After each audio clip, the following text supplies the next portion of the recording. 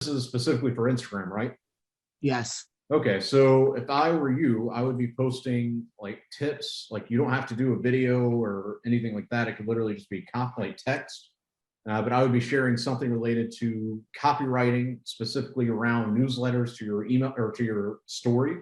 I would also be showcasing, like once you start getting social proof and testimonials, start posting that to your story, but also leverage your grid.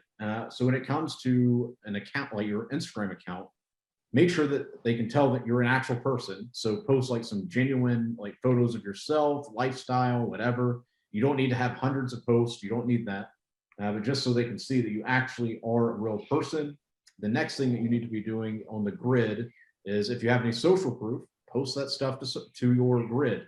Like if you go to my Instagram page, I've got some social proof specifically for Freelance Profit Manual. And then I think I've also got some of my email clients as well that I posted there.